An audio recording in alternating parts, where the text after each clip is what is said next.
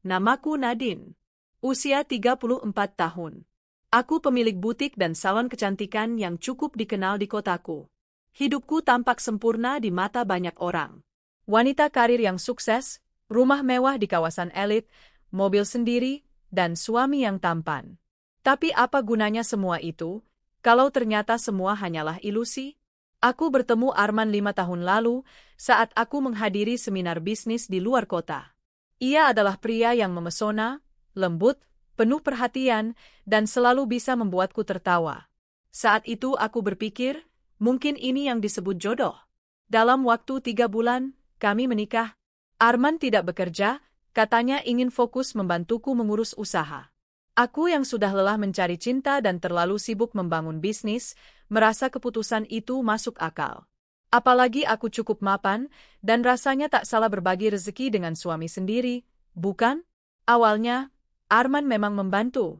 Ia sering mengantarku ke toko kain, mengurus pesanan pelanggan, dan menemaniku saat lembur. Tapi lambat laun, perannya berubah. Ia mulai jarang terlibat, lebih sering di rumah atau keluar dengan alasan bertemu relasi. Aku tak curiga, aku pikir ia sedang berusaha mencari peluang usaha baru. Kepercayaanku padanya begitu besar, sampai aku memberinya akses ke seluruh rekeningku. Semua asetku, rumah, mobil, salon, butik, tabungan, semuanya kuatasnamakan bersama, demi menunjukkan bahwa aku percaya padanya. Kita ini satu, kataku dulu. Apapun milikku, milikmu juga. Dan Arman hanya tersenyum manis, mencium tanganku sambil berkata, kamu memang istri terbaik yang pernah aku bayangkan. Tapi belakangan ini, ada yang aneh. Arman sering keluar malam, katanya ada urusan bisnis. Ia tak lagi tertarik membahas perkembangan salonnya. Bahkan, setiap kali aku ingin berbicara dari hati ke hati, ia cepat-cepat mengalihkan pembicaraan. Kadang ia juga marah hanya karena hal sepele, seperti lupa menyediakan air hangat untuk mandinya. Aku masih mencoba memahami. Mungkin dia stres, batinku. Tapi hatiku mulai terusik. Apalagi saat aku menemukan tagihan hotel di laci kamarnya. Bukan hotel biasa, hotel yang biasa digunakan untuk pasangan yang ingin sembunyi-sembunyi. Nama tamu, Arman. Tapi saat kutanya, ia dengan mudah menjawab, itu untuk ketemu klien luar kota. Sekali-sekali perlu tempat yang tenang, kan? Dan aku, bodohnya, percaya. Sampai suatu hari, aku mendapat pesan dari nomor tak dikenal. Hanya satu kalimat, namun cukup membuat jantungku berdetak lebih cepat dari biasanya. Arman bukan seperti yang kamu pikirkan. Dia sudah punya wanita lain. Awalnya aku mengira itu hanya orang iseng. Tapi pesan demi pesan masuk. Foto demi foto dikirimkan. Arman bersama seorang wanita muda, bermata tajam dan bertubuh semampai. Kadang di restoran mewah, kadang di mobilku, bahkan pernah di depan butikku sendiri saat aku sedang keluar kota. Namanya Vina. Seorang SPG kosmetik yang dulu pernah aku bantu rekomendasikan ke pusat perbelanjaan kenalanku. Tak kusangka, bantuan kecilku justru menjadi senjata yang menikamku dari belakang. Aku terpukul. Dunia seolah runtuh. Tapi aku tidak langsung melabrak Arman. Tidak. Aku terlalu lelah untuk drama. Aku tahu aku harus bertindak dengan kepala dingin. Jika aku ingin membalas, aku harus menyusun langkah dengan tenang dan terencana. Malam itu, aku duduk di depan cermin besar di kamarku, menatap wajahku yang lelah tapi tetap kuat. Kau bukan wanita yang bisa diinjak begitu saja, Nadine, bisikku pada bayanganku. Kalau dia memilih jalan untuk mengkhianati, maka aku akan menunjukkan jalan menuju kehancurannya. Aku segera menghubungi pengacaraku, Pak Rendra. Ia pria parubaya yang sudah mengurus dokumen bisnis dan asetku sejak awal aku mendirikan usaha. Kupaparkan semua, pengkhianatan Arman, foto-foto, bahkan pesan-pesan. Pak Rendra hanya mengangguk tenang. Saya sudah lama curiga, Bu Nadine. Tapi karena ibu begitu percaya pada suami ibu, saya tidak bisa banyak bicara. Sekarang, kita atur semua kembali ke nama ibu. Kita juga bisa segera membekukan akses ke seluruh rekening bersama dan kartu-kartu ATM. Semua yang masih bisa diselamatkan, akan saya urus. Aku menandatangani semua dokumen yang diperlukan. Tak butuh waktu lama, dalam hitungan hari, seluruh aset, rumah, mobil, usaha, tanah, hingga deposito, kembali atas namaku. Rekening bersama kami sudah dibekukan. Kartu kredit dibatasi. ATM tak lagi bisa digunakan kecuali olehku sendiri. Namun aku tetap diam di hadapan Arman. Aku berpura-pura tidak tahu. Aku bahkan mulai bersikap lebih lembut, seolah ingin memperbaiki hubungan. Dan ia pun kembali bersikap manis, mungkin karena ingin menjaga topengnya tetap utuh sampai waktu yang tepat. Suatu malam, aku mendengar percakapannya lewat sambungan telepon. Ia tidak sadar bahwa aku berdiri di balik pintu kamar yang setengah terbuka. Aku yakin, Vin, seminggu lagi semua beres. Aku sudah siapkan uang, semua akan aman. Kita mulai hidup baru di Bandung. Salon itu akan kutinggalkan. Aku muak jadi bayang-bayang istri. Sekarang giliran aku yang punya kendali. Hatiku panas, tapi wajahku tetap tenang. Aku tutup pintu perlahan, kembali ke kamarku dan mengemas perasaanku rapat-rapat. Aku tidak boleh lemah. Sebentar lagi, permainan akan berubah arah. Arman tak tahu bahwa ia sedang menggali lubangnya sendiri. Ia pikir ia akan hidup enak dengan membawa semua hasil kerja kerasku. Ia tidak tahu bahwa saat ia pergi nanti, ia tidak akan membawa apapun.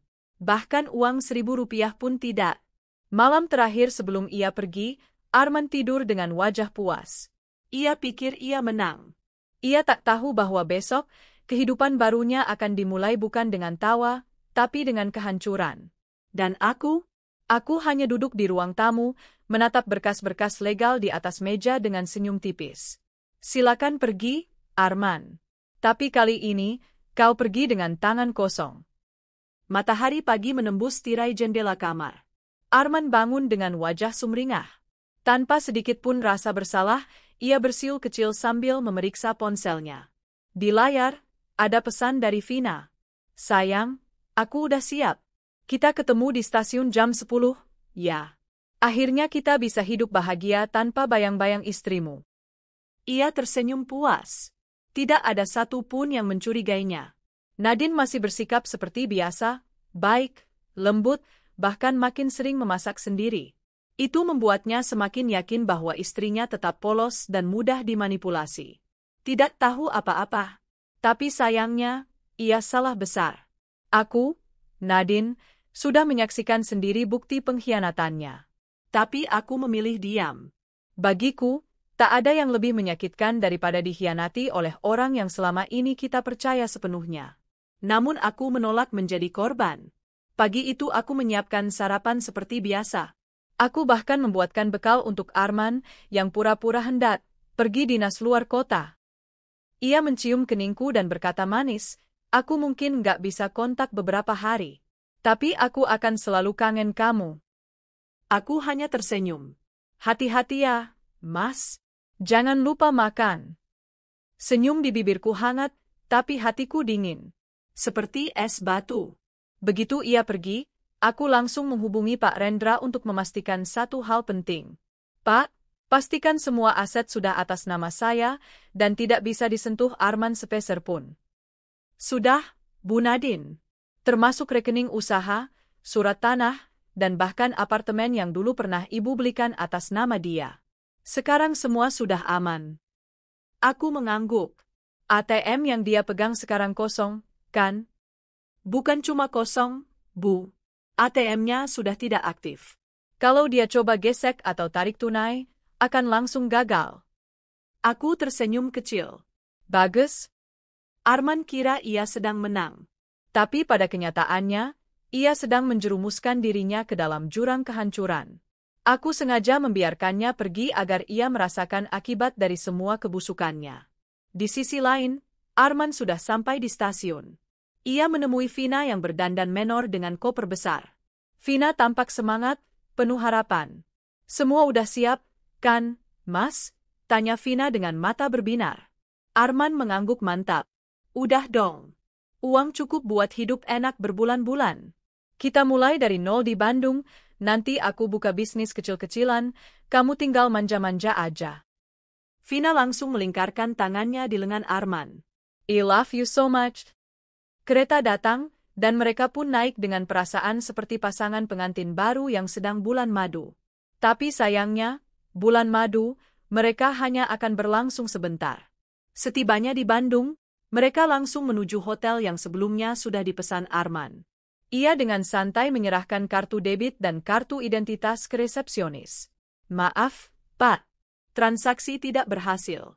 Apakah Anda punya kartu lain? Arman mengernyit. Coba yang ini. Ia serahkan kartu kredit. Setelah beberapa detik, resepsionis kembali menggeleng. Maaf, Pak. Kartu ini juga ditolak. Arman mulai panik. Ia buka aplikasinya, mencoba mengecek saldo. Tapi layar menunjukkan, akses ditolak. Ia mencobanya lagi, kali ini melalui M-Banking. Tapi aplikasi itu malah keluar otomatis. Ia ulangi beberapa kali, namun hasilnya sama. Gimana sih ini? Gumamnya. Keringat mulai menetes di kening. Kenapa, Mas? Vina bertanya cemas. Nggak tahu, sistemnya bohongnya. Mungkin sinyalnya jelek. Mereka pun meninggalkan hotel dengan alasan akan kembali nanti. Arman berjalan cepat mencari ATM terdekat. Dimasukkannya kartu, dimasukkan PIN, dan muncul tulisan di layar. Transaksi ditolak. Hubungi Bandung. Arman terdiam. Dunia seakan berhenti berputar. Ia mencoba lagi dengan kartu lain. Hasilnya sama. Lalu ia menelpon call center, tapi hanya mendapat jawaban singkat. Maaf, Bapak sudah tidak memiliki akses ke rekening yang dimaksud. Untuk info lebih lanjut, silakan datang ke kantor cabang terdekat. Keringat dingin membasahi lehernya. Wajahnya pucat. Di belakangnya, Vina mulai merengut. Mas, ini gimana sih? Katanya semua udah siap. Kok nggak bisa bayar hotel? Katanya kita mau hidup nyaman. Arman berusaha tersenyum. Tenang, Vin. Cuma gangguan kecil. Nanti sore pasti beres. Tapi dalam hati, ia tahu, semua rencananya hancur. Malam itu mereka tidur di kamar kos seadanya yang disewa harian. Arman mencoba pinjam uang ke beberapa kenalan, tapi semua menolak. Ia tidak punya aset jaminan. Semua sudah kembali atas nama Nadine. Vina makin uring-uringan. Ia marah besar. Mas ini bohong. Kamu bilang kita bakal hidup enak. Sekarang malah numpang di tempat begini. Arman berusaha menenangkan. Ini cuma sementara. Aku lagi cari jalan. Cari jalan? Dengan modal apa? Gak ada uang, gak ada kerjaan. Jangan-jangan kamu cuma numpang hidup dari istrimu selama ini. Ucapan Vina seperti tamparan keras. Tapi ia tidak bisa menyangkal. Karena memang itulah kenyataannya. Sementara itu, aku menikmati malamku dengan tenang. Duduk di balkon rumah baruku, menyeduh teh hangat sambil memandangi lampu-lampu kota. Rasanya seperti beban berat telah hilang dari pundakku. Beberapa teman datang dan menanyakan kabar Arman. Aku hanya menjawab singkat, dia pergi tanpa pamit. Tapi aku baik-baik saja. Sebagian dari mereka prihatin. Sebagian lain mulai bergosip. Tapi aku tak peduli. Aku tahu siapa diriku. Aku tahu siapa dia sebenarnya. Dan yang terpenting, aku tahu bahwa hidupku tidak lagi dikendalikan oleh lelaki pembohong dan pengkhianat. 3 hari kemudian, Arman mulai benar-benar kehabisan uang. Ia tak bisa makan layak, tak bisa membayar sewa. Vina sudah pergi, katanya, nggak mau hidup kayak gembel. Arman benar-benar sendirian. Ia mencoba menghubungiku. Berkali-kali menelepon, mengirim pesan. Tapi aku tidak pernah membalas. Nomornya sudah kublokir sejak hari pertama ia pergi. Dalam salah satu pesan terakhirnya, ia menulis, "Maaf, Nadine, aku salah. Tolong beri aku kesempatan. Aku nggak punya siapa-siapa lagi." Tapi pesan itu hanya masuk ke kotak spam, tanpa pernah kubaca secara langsung. Arman mungkin mengira bahwa ia bisa mencuri semuanya dariku dan hidup enak bersama wanita pilihannya. Tapi ia tidak tahu bahwa semua sudah kuatur sejak awal. Ia pergi dengan angkuh, tapi kini menderita dalam diam. Dan aku tidak menyesal sedikit pun. Aku mungkin pernah menangis, pernah merasa hancur. Tapi sekarang aku berdiri lebih kuat. Bukan karena aku dendam, tapi karena aku tahu, aku pantas mendapatkan yang jauh lebih baik. Pagi itu langit begitu cerah. Seolah tak ada yang salah di dunia. Arman duduk di bangku stasiun dengan senyum puas, menggenggam tangan Vina yang duduk manja di sampingnya. Ia merasa seperti pria paling beruntung di dunia, berhasil kabur dari pernikahan yang membosankan, membawa semua harta istrinya, dan kini bersiap memulai hidup baru bersama wanita yang ia anggap lebih menggairahkan. Aku senang banget akhirnya kita bebas, gumam Vina sambil menyenderkan kepalanya ke bahu Arman. Arman mengangguk. Kamu gak perlu kerja-kerja lagi. Di Bandung kita mulai hidup yang baru. Uang kita cukup buat buka usaha. Kamu tinggal belanja, rawat diri, dan nemenin aku. Vina tertawa manja. Mimpi jadi kenyataan. Kereta datang. Mereka naik ke gerbong eksekutif, duduk santai sambil menikmati snack mahal yang Vina beli dari minimarket tadi pagi. Arman melirik jam tangan mewah di pergelangan tangannya, hadiah ulang tahun dari Nadine 2 tahun lalu. Ia mengenakan baju terbaiknya, parfum mahal, dan sepatu kulit yang dulu dibelikan Nadine ketika mereka berlibur ke Bali. Semuanya milik Nadine, tapi kini ia merasa sudah menjadi miliknya sendiri. Namun di sisi lain kota, aku, Nadine, hanya bisa menatap keheningan pagi dari balkon rumahku. Secangkir kopi dingin di tangan, dan selembar kertas yang baru saja kutandatangani, dokumen penarikan penuh seluruh sisa saldo rekening bersama yang dulu Arman gunakan. Bahkan deposito atas nama dia pun sudah berhasil kubukukan lewat surat pengacara dan bukti bahwa dana itu berasal dari bisnis pribadiku. Hari ini, dia akan tahu rasa, gumamku. Setibanya di Bandung, Arman membawa Vina ke salah satu hotel butik yang cukup mahal. Ia sudah memesan sebelumnya secara daring, menggunakan kartu yang kini sudah tidak aktif. Tapi ia belum tahu itu. Selamat datang, Pak. Boleh kami minta kartu identitas dan kartu pembayaran? Arman menyerahkan dengan penuh percaya diri. Beberapa saat kemudian, wajah resepsionis terlihat agak bingung. Maaf, Pak, kartu ini tidak bisa digunakan. Arman tertawa kecil. Mungkin jaringan. Coba satu lagi ini, ia mengeluarkan kartu kredit cadangan. Sama. Ditolak. Vina mulai curiga. Mas, gimana sih? Arman menatap resepsionis. Mbak, ini pasti gangguan ban. Saya punya cash, tapi ketinggalan di koper. Bisa gak nanti saya bayar pas check out? Resepsionis menatapnya ragu.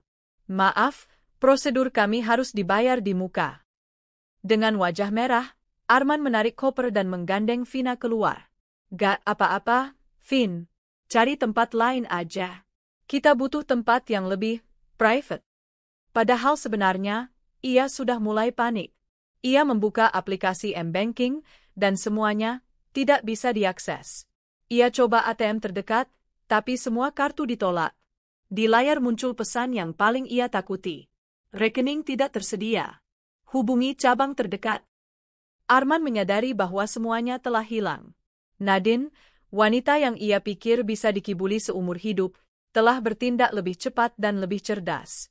Apa ini ulah Nadine? Pikirnya. Ia coba menelepon Nadine. Tapi tidak bisa. Sudah diblokir. Ia coba kirim pesan, tak pernah dibalas. Hari-hari berikutnya menjadi awal dari penderitaan Arman. Tanpa akses dana, ia dan Vina hanya bisa menyewa kamar kos harian. Uang cash yang dibawa dari dompetnya pun hanya cukup untuk 2 malam. Mereka makan seadanya, kadang hanya mie instan dan air mineral. Vina, yang terbiasa hidup nyaman, mulai mengeluh. Mas, ini bukan kayak yang kamu janjiin. Katanya kita bisa hidup mewah.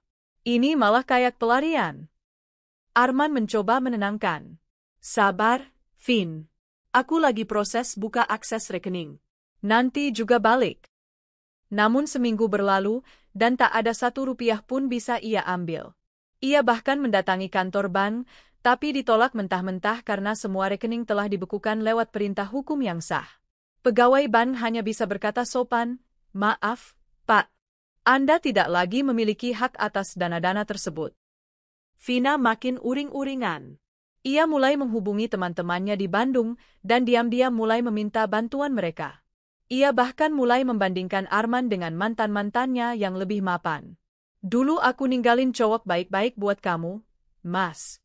Tapi sekarang, aku tidur di kamar kos pengap, makan mie rebus, dan hidup kayak gembel. Arman pun marah. Jadi kamu sama aku cuma buat uang? Vina berdiri sambil melotot. Terus kamu pikir aku cinta kamu? Aku ikut kamu karena kamu bilang punya duit. Aku bukan suster. Apalagi ibu-ibu dermawan. Malam itu, Vina pergi. Ia membawa koper kecilnya dan meninggalkan Arman sendirian di kamar kos sempit yang berbau apek. Arman benar-benar jatuh. Hari-harinya dihabiskan dengan mencari kerja kasar, kadang menawarkan jasa antar barang, kadang jadi tukang parkir di warung kopi. Ia yang dulunya berpenampilan licin dan rapi kini mulai lusuh. Baju mahalnya kini tampak seperti kain usang yang tak layak dipakai. Sepatu kulitnya mulai robek di bagian sol. Ia sudah mencoba menghubungi teman-teman lamanya, tapi semua menolak membantunya. Reputasinya sudah hancur. Ada kabar bahwa ia membawa kabur harta istrinya, lalu ditinggal selingkuhan. Berita itu menyebar seperti api. Bahkan ada video pendek berisi dirinya mengemis di pinggir jalan, dibagikan oleh seseorang yang mengenal wajahnya dulu sebagai suami sukses. Sementara itu, aku, Nadine, hidup dengan tenang. Butik dan salonku berkembang pesat. Bahkan aku membuka cabang baru. Aku juga mulai ikut pelatihan bisnis tingkat nasional dan bertemu banyak orang penting. Salah satunya adalah seorang konsultan bisnis bernama Rizky. Pria yang sopan, santun, dan punya latar belakang yang sangat baik. Ia tidak tahu masa laluku dan aku tidak terburu-buru menceritakannya. Yang ku tahu, untuk pertama kalinya dalam hidupku, aku merasa benar-benar dihargai sebagai perempuan. Sebagai manusia. Beberapa bulan kemudian, saat aku sedang mengecek galeri sosial media, aku melihat sebuah video viral. Seorang pria lusuh tertangkap kamera sedang tidur di emperan toko. Netizen menyadari wajahnya, itulah Arman. Kolom komentar penuh cibiran. Ini bukan suami Nadine, pemilik salon terkenal itu. Karma itu ada, bro. Dulu ngerampok harta istri, sekarang jadi gembel. Ceweknya juga udah ninggalin tuh. Serigala ketemu serigala. Aku menatap layar ponselku lama. Tidak ada rasa kasihan, hanya sebuah pembenaran bahwa semesta selalu tahu kemana keadilan harus berpihak. Dan dalam hati, aku membisikkan satu kalimat untuk pria yang pernah kucintai sepenuh jiwa. Kau pikir kau meninggalkanku dalam kehancuran. Tapi ternyata, akulah yang meninggalkanmu dalam kehinaan. Matahari bersinar terik di atas kota Bandung. Langit biru yang biasanya terlihat menenangkan, hari itu terasa menyilaukan bagi Arman. Tubuhnya lemas, matanya sembab. Ia duduk di bawah pohon rindang dekat taman kota, mengenakan jaket lusuh dan celana jeans robek yang kini sudah mulai kumal. 3 hari terakhir ini, ia tidak makan dengan layak. Kadang hanya dapat roti sisa dari warung atau teh manis gratis dari masjid. Arman yang dulu hidup bergelimang kemewahan kini hanyalah bayang-bayang dari masa lalunya. Ia masih tidak habis pikir bagaimana semuanya bisa runtuh begitu cepat. Di kepalanya, ia merancang segalanya dengan sempurna, mencuri akses ke aset Nadine, membawa kabur uang dan harta, lalu hidup mewah bersama Vina di kota baru. Tapi ternyata semua hanya mimpi kosong. Uang? Tak ada. Kartu? Dibekukan. Aset? Kembali atas nama Nadine. Vina yang awalnya penuh cinta dan semangat, kini sudah tak terlihat batang hidungnya. Wanita itu pergi tanpa pamit, bahkan membawa serta sisa uang receh yang mereka miliki. Arman tidak bisa melacak kemana perginya, karena sejak saat itu, nomor Vina pun sudah tidak aktif. Keparat, semuanya pengkhianat, gumam Arman, sambil meremas rambutnya sendiri. Tapi di lubuk hatinya yang terdalam, ia tahu, ini semua salahnya sendiri. Sementara itu, aku sedang duduk di ruang meeting kantor baruku. Salon dan butikku kini memiliki 5 cabang di 3 kota besar. Aku baru saja menandatangani kerjasama dengan investor Korea Selatan yang tertarik membawa produk perawatan kulit lokalku ke pasar internasional. Siapa sangka, wanita yang dulu hanya dianggap istri cantik dan penurut, kini menjadi CEO dari bisnis besar. Di sela-sela kesibukanku, salah satu stafku datang membawa tablet. Bu Nadine, ini, saya gak sengaja lihat di TikTok. Ibu mau lihat? Aku menatap layar. Di sana ada video seorang pria lusuh yang tidur di emperan toko, dengan judul, "Dulu kaya raya, sekarang hidup di jalanan. Karma untuk pria pengkhianat." Wajah Arman, meski sedikit berubah karena kurus dan dekil, aku mengenalinya. Bahkan suaranya yang memohon dan mengeluh, masih lekat di ingatanku. "Bu Nadine, itu bukan?" tanya stafku hati-hati. Aku mengangguk tenang. "Iya, dulu suamiku." Stafku menelan ludah, bingung harus berkata apa. Tapi aku hanya tersenyum.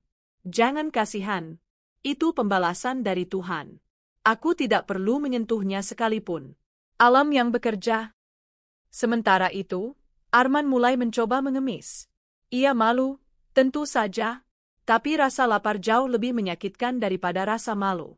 Ia duduk di pinggir trotoar, meletakkan kardus bertuliskan, "Butuh makan. Tolong bantu save last-nya." Beberapa orang memang memberinya uang receh. Tapi lebih banyak yang mencibir atau bahkan memotretnya diam-diam untuk konten media sosial. Komentar netizen makin sadis. "Wajahnya mirip banget sama suami Nadine. Rasain, karma karena selingkuh. Maluin banget, dulu ngaku pengusaha. Cocoknya hidup di kandang ayam." Tak ada yang peduli dengan keluh kesahnya. Semua hanya menyaksikan kehancurannya sebagai hiburan. Di suatu malam, Arman tidur di emperan toko. Udara dingin menelusup masuk ke tulangnya. Perutnya melilit kelaparan. Ia menarik jaket tipisnya, mencoba bertahan. Saat itulah, pikirannya melayang kembali ke masa-masa bersama Nadine. Ia ingat saat Nadine membawakannya sarapan pagi. Saat Nadine memijit pundaknya setiap kali pulang kerja. Bahkan saat Nadine memberikan mobil pertamanya, lengkap dengan plat nomor cantik bertuliskan inisial mereka berdua. Ia tertawa getir. "Gila, aku ninggalin istri sebaik itu cuma buat cewek yang akhirnya kabur juga." Ia coba mengingat, apakah pernah benar-benar mencintai Nadine. Tapi ia terlalu tenggelam dalam keegoisan dan keserakahan, hingga tak bisa menjawabnya. "Maaf, Din," bisiknya dalam hati. Tapi ia tahu, permintaan maaf itu sudah tak berarti apa-apa. Di sisi lain, aku memutuskan untuk pulang lebih awal dari kantor hari itu. Aku duduk di teras rumah sambil memeluk kucingku, Chico. Hati kecilku sempat bergetar melihat kondisi Arman. Bukan karena cinta yang tersisa, tapi karena dulu aku pernah benar-benar memberikan hidupku padanya. Namun aku juga tahu, jika aku membuka sedikit pintu untuknya, maka aku sedang mengundang luka yang sama kembali datang. Arman tidak hanya mengkhianati pernikahan kami, tapi juga harga diriku sebagai perempuan. Malam itu, aku membuka email dari pengacara. Isinya, "Semua proses pemindahan hak telah selesai. Semua aset telah resmi kembali atas nama Anda. Tidak ada satupun yang bisa diklaim Arman secara hukum." Aku menutup laptopku dan tersenyum.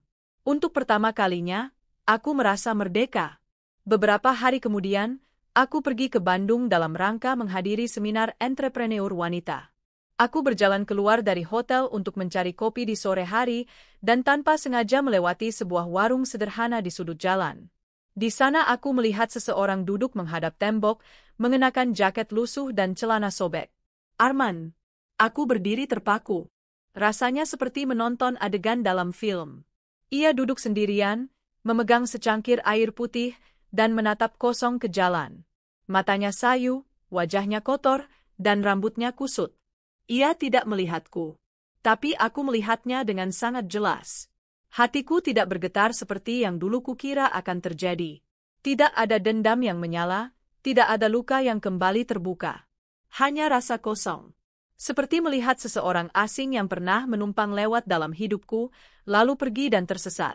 Aku melangkah pergi tanpa berkata apapun. Biarlah semesta yang berbicara untukku.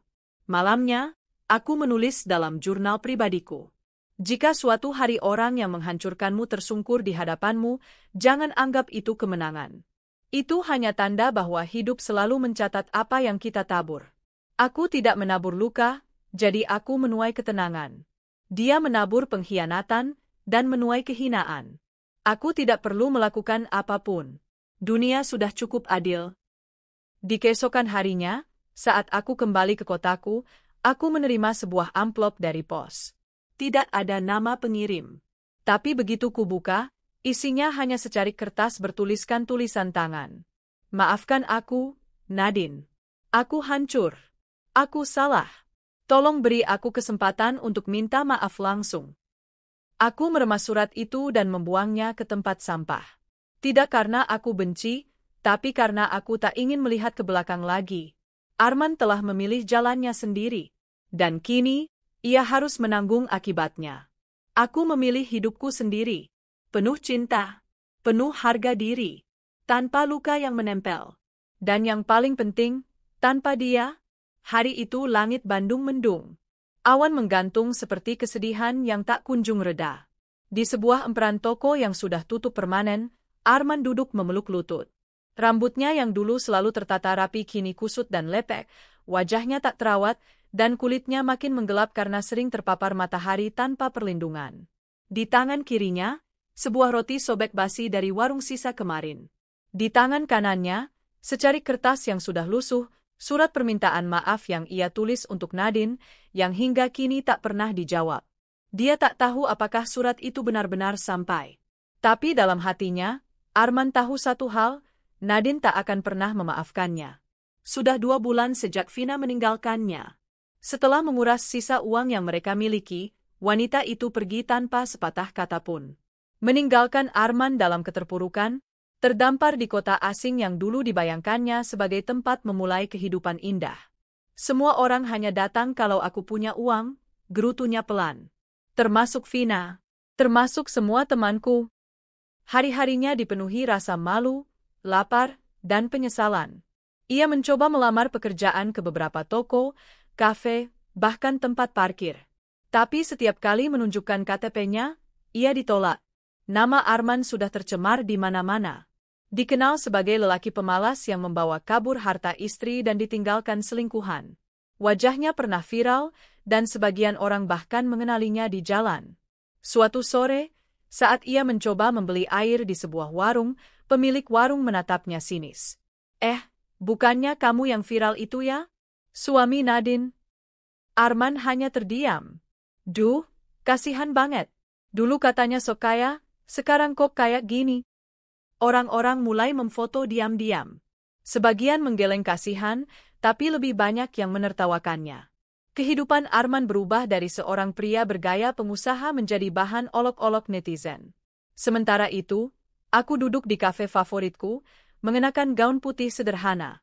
Di seberangku duduk Rizky, pria yang selama beberapa bulan terakhir menjadi sahabat sekaligus penasehat bisnis yang sangat membantuku. Kami sedang membahas peluncuran produk skincare lokal yang akan dikembangkan ke pasar Asia Tenggara. Rizky menatapku penuh kekaguman. Nadine, kamu tahu nggak? Banyak perempuan yang kalau ditinggal suami bakal hancur.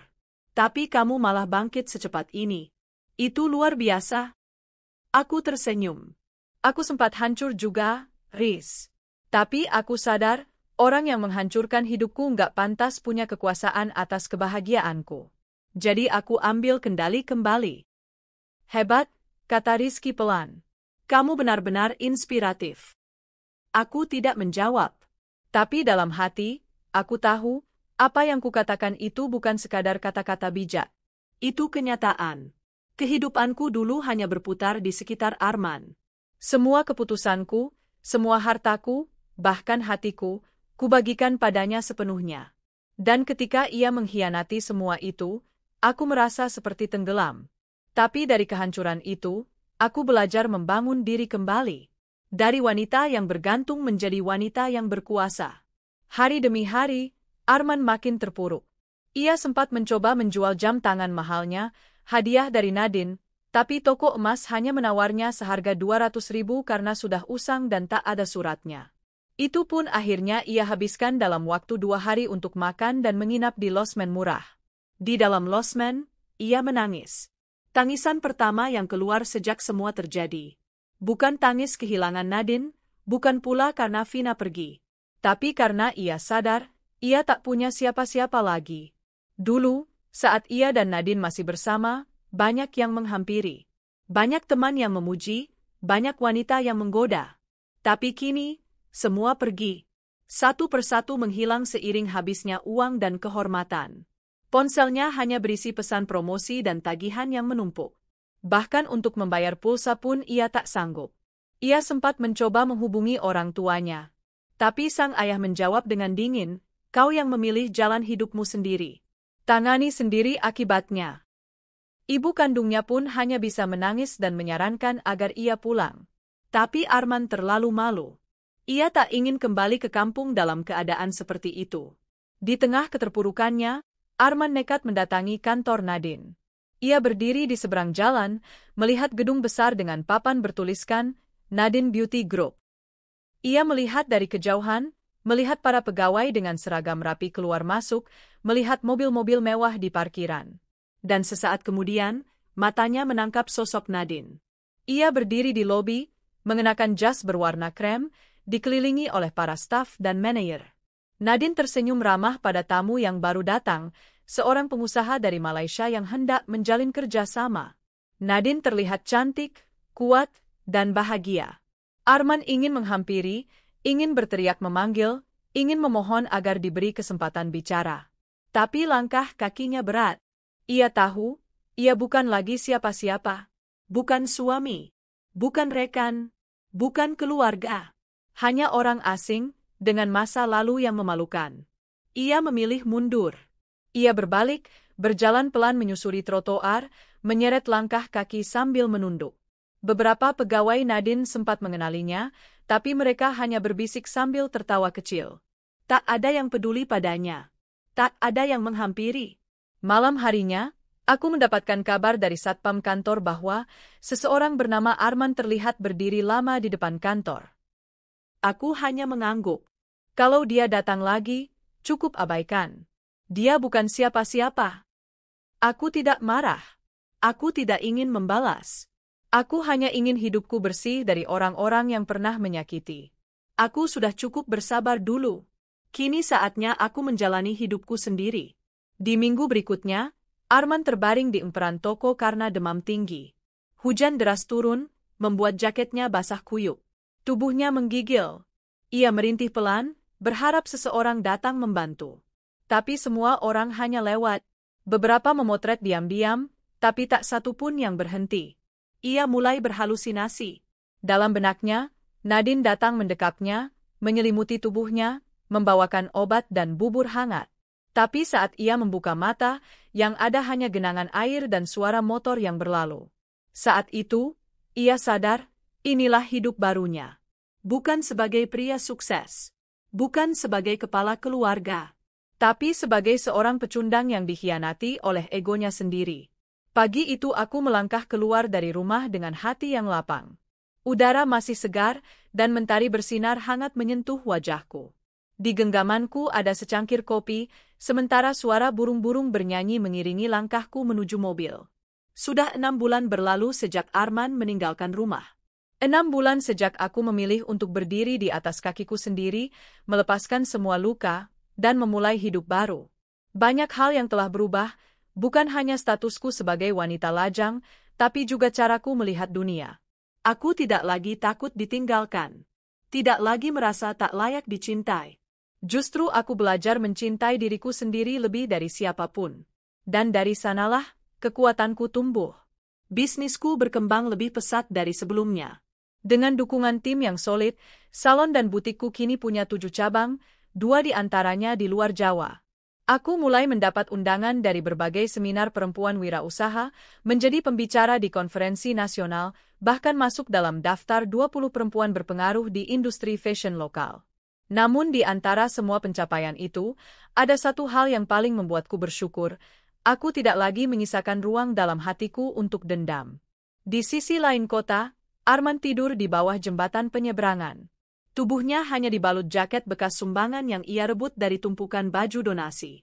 Rambutnya kian panjang, wajahnya makin tak terurus, dan napasnya mengeluarkan aroma tak sedap karena sudah lama tak menyentuh sikat gigi.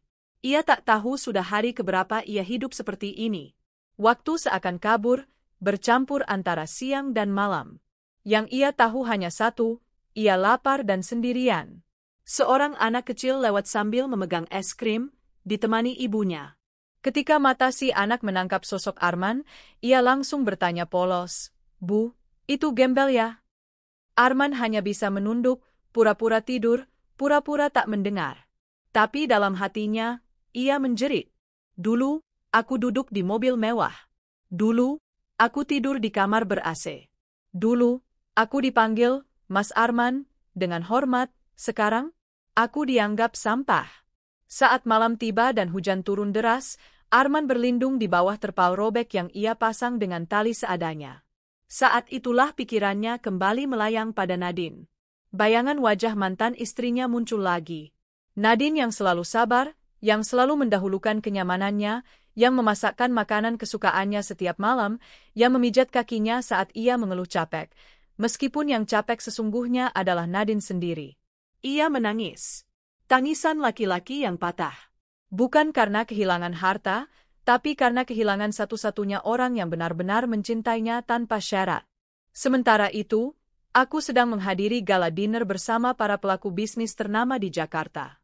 Di meja utamaku duduk beberapa tokoh penting, pemilik majalah wanita nasional, perancang busana ternama, dan juga Rizky, pria yang dalam diam telah hadir dalam hidupku dengan penuh ketulusan.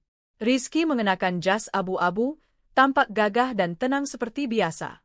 Ketika ia menoleh dan tersenyum padaku, aku merasakan getaran aneh yang belum pernah kurasakan sejak lama. Bukan karena fisiknya, tapi karena caranya memperhatikanku, cara ia mendengarkan, dan yang paling penting, cara ia menghargai diriku. Malam itu, saat kami berdansa pelan mengikuti irama jazz, Rizky berbisik pelan, "Nadine, aku tahu kamu pernah terluka. Tapi aku ingin kamu tahu, aku di sini bukan untuk memperbaiki masa lalumu. Aku hanya ingin menjadi bagian dari masa depanmu." Aku tersenyum. "Terima kasih, Riz. Aku belum tahu kemana arah hati ini. Tapi satu hal yang pasti, aku sudah tidak takut untuk mencintai lagi." Di minggu berikutnya, Arman jatuh sakit. Ia demam tinggi, menggigil di bawah kolong jembatan. Beberapa relawan dari komunitas sosial menemukannya dan membawanya ke puskesmas terdekat. Ia dirawat seadanya, dikasih obat penurun panas, selimut tipis, dan bubur tawar untuk makan malam. Saat ia sadar, ia mendengar suara dua petugas medis berbisik. "Kasihannya," katanya, "dulu dia pengusaha sukses." "Iya," katanya suami Nadine, yang punya salon-salon besar itu. "Wah, karma ya." Arman memejamkan mata. Air matanya mengalir. Ia ingin berteriak, tapi tak ada suara yang keluar. Ia tahu, ia memang pantas mendapat semua ini. Tapi rasa sakitnya tetap tak tertahankan. Ia menatap langit-langit ruangan puskesmas dan bergumam lirih, "Andai aku bisa memutar waktu." Di waktu yang hampir bersamaan, aku duduk di ruang tamu rumah baruku. Rumah 2 lantai bergaya minimalis dengan taman kecil dan kolam ikan. Hidupku sederhana, tapi damai. Tanpa drama, tanpa kebohongan. Di meja, ada bingkisan dari Rizky. Sebuah buku yang ia tulis sendiri, berjudul, "Memaafkan Luka, Menyambut Cahaya." Di dalamnya, ia menuliskan pesan pribadi. "Untuk Nadine, perempuan terkuat yang pernah kukenal. Luka tidak mematikanmu. Luka justru membuatmu bersinar. Terima kasih telah menunjukkan bahwa keberanian terbesar adalah memulai dari diri sendiri." Aku menitikkan air mata. Bukan karena sedih, tapi karena bersyukur. Aku telah melalui badai. Kini aku berada di pelabuhan yang hangat. Seminggu kemudian, aku menerima undangan sebagai pembicara utama dalam acara Perempuan dan Ketangguhan di Era Modern. Aku berdiri di atas panggung besar, di hadapan ratusan audiens.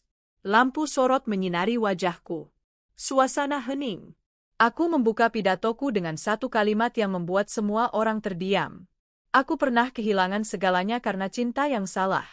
Tapi hari ini, aku berdiri di sini bukan karena aku kuat dari awal.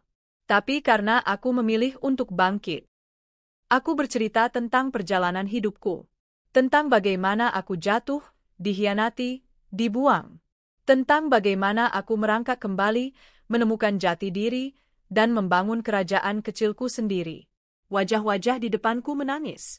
Mereka melihat bukan hanya sosok pengusaha sukses, tapi juga seorang wanita yang pernah menjadi korban dan kini menjadi pemenang. Saat pidatoku selesai, semua berdiri dan bertepuk tangan. Salah satu yang berdiri di barisan belakang adalah Arman. Dia datang. Entah bagaimana ia masuk. Ia berdiri mengenakan kemeja pinjaman dari komunitas sosial, rambutnya lebih rapi tapi wajahnya tetap sayu. Matanya berkaca-kaca. Aku melihatnya. Kami bertatapan. Tapi aku tidak menghampiri. Aku hanya tersenyum tipis dan membalikkan badan, meninggalkan panggung dengan penuh keyakinan. Itu bukan momen balas dendam. Itu adalah momen penegasan. Aku sudah selesai dengan masa lalu. Dan Arman? Dia tetap berdiri di sana. Sendirian. Dengan mata yang menyimpan ribuan penyesalan. Malam itu, langit tampak sendu. Hujan turun rintik-rintik membasahi trotoar, memantulkan cahaya lampu jalan yang kekuningan. Arman duduk di sebuah halte kosong, memeluk tubuhnya sendiri. Jaket tipis yang dikenakannya tidak cukup melindungi dari dinginnya udara malam. Matanya sayu, wajahnya tirus, tubuhnya kurus. Ia hanya menggenggam selembar undangan lusuh yang ia temukan di media sosial, acara peluncuran buku dan film dokumenter berjudul Bangkit dari Luka, oleh Nadine Arista. Ia tak tahu apa tujuannya datang. Barangkali ingin menumpang sedikit kehangatan, atau sekadar menyaksikan untuk terakhir kalinya wanita yang dulu ia remehkan, tapi kini bersinar seperti bintang di langit yang tak terjangkau. Sementara itu, di dalam gedung mewah tempat acara peluncuran buku itu digelar, aku berdiri mengenakan gaun elegan berwarna navy. Rambutku disanggul sederhana, make-upku natural. Wajahku tenang, mataku bersinar, langkahku mantap. Di sebelahku berdiri Rizky, dengan senyum bangga yang tak pernah berpindah sejak kami tiba. Gedung itu penuh dengan tamu undangan, pebisnis, aktivis perempuan, influencer, media, hingga deretan tokoh masyarakat. Tapi sorotan malam itu tertuju padaku, wanita yang dulu ditinggalkan, kini menjadi simbol kekuatan dan harapan. Setelah pemutaran film dokumenter tentang kisah hidupku, aku naik ke panggung untuk memberikan kata penutup. Dulu aku mengira hidupku berakhir saat seseorang yang kucintai menghancurkan kepercayaanku. Tapi ternyata, itulah titik balik. Aku belajar bahwa yang paling penting bukan siapa yang mencintai kita, tapi bagaimana kita mencintai diri sendiri. Aku menatap ke arah audiens. Di antara kerumunan itu, aku melihat sekilas seseorang yang berdiri diam di dekat pintu masuk. Sosok yang tak asing, meskipun kini tampak berbeda. Arman. Mataku menangkapnya, dan untuk sesaat, waktu terasa berhenti. Ia menatapku dengan sorot mata yang berbeda.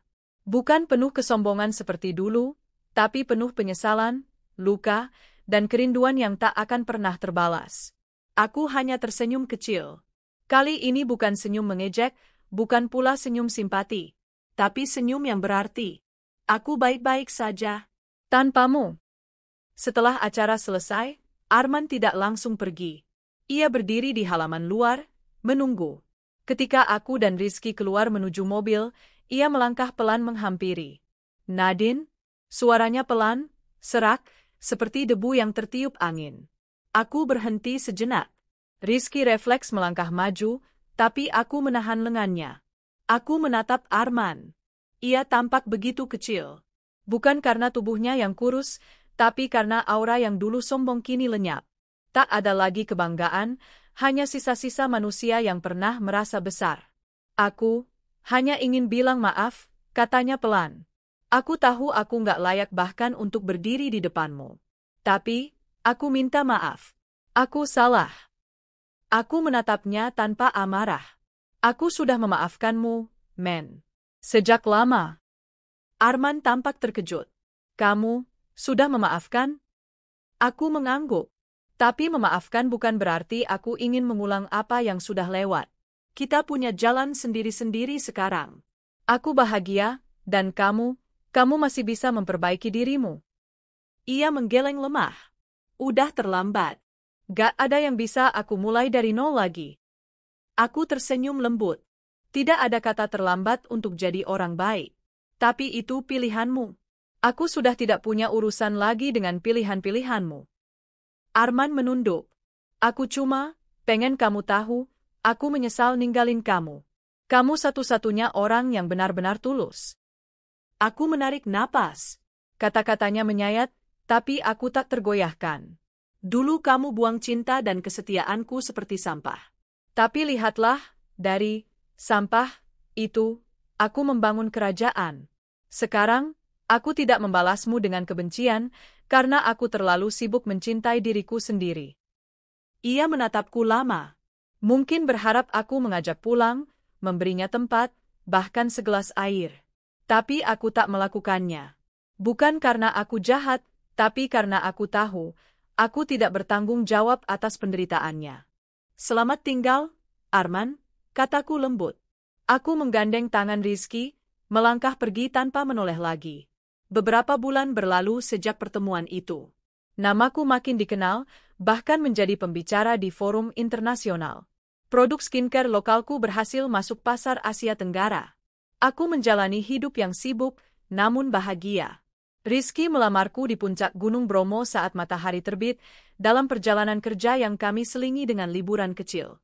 Ia berlutut sambil berkata, "Aku tahu kamu tidak butuh pria untuk menyelamatkanmu. Tapi izinkan aku berjalan bersamamu. Bukan di depan, bukan di belakang, tapi di sampingmu." Aku menerima lamarannya, bukan karena aku butuh tempat bersandar, tapi karena aku tahu dia mencintaiku tanpa ingin mengendalikan. Suatu hari, saat aku sedang membaca koran harian lokal, ada artikel kecil di pojok bawah. Pria tunawisma ditemukan meninggal karena komplikasi paru-paru di kolong jembatan.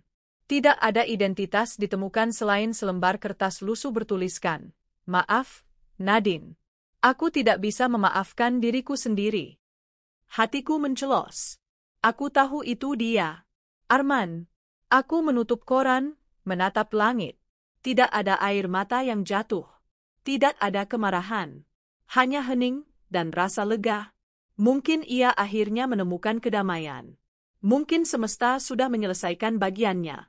Dan aku tetap berdiri. Di hari pernikahanku dengan Rizky, aku mengenakan gaun putih sederhana. Di pelaminan, aku tak hanya duduk sebagai pengantin, tapi sebagai wanita yang telah melewati badai, terbakar, lalu bangkit dari abu. Di akhir acara, aku berdiri di hadapan para tamu dan mengucapkan satu kalimat penutup.